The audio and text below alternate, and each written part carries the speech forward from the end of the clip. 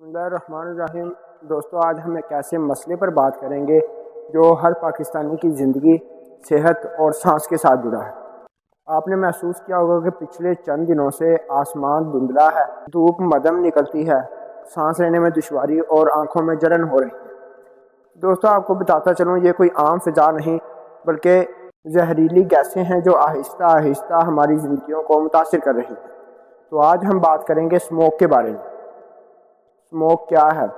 जब दो चीज़ें स्मोक और फॉग मिलती हैं तो स्मोक बनती है। जब फसलों की बाकियात को जलाने से फैक्ट्रियों की चमनियों से निकलने वाला धुआं और गाड़ियों से निकलने वाला धुआं फ़िज़ा में शामिल होता है तो हवा की नमी के साथ मिल जाता है तो एक मुरक्कब बनता है जिसे हम स्मोक कहते हैं। इसमें कार्बन और दूसरी ख़तरनाक जहरीली गैसें होती हैं जो सांस के ज़रिए हमारे जिस्म में दाखिल होती हैं और मुख्तलिफ बीमारियों का सबब बनती हैं। डॉक्टर्स के मुताबिक स्मोक से बच्चे और बूढ़े ज़्यादा मुतासिर होते हैं, जिससे सांस लेने की बीमारियां, बुखार, आंखों में जलन, गले की बीमारियां वगैरह पैदा होती हैं। दोस्तों, 2025 की ताज़ा तरीन रिपोर्ट्स के मुताबिक पाकिस्तान दुनिया के आलूदा तरीन मुल्कों में तीसरे नंबर पर शामिल है। अगर सिर्फ शहरों की बात की जाए तो लाहौर दुनिया के आलूदा तरीन शहरों में से एक है।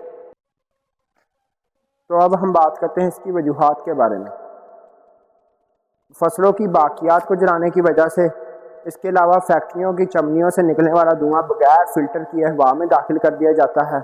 इसके अलावा गाड़ियों से निकलने वाला धुआं हवाई आलूदगी की बहुत बड़ी वजह है। तो इसलिए हमें चाहिए कि हम पब्लिक ट्रांसपोर्ट का इस्तेमाल करें। फसलों की बाकियात को जलाने से गुरेज करना चाहिए।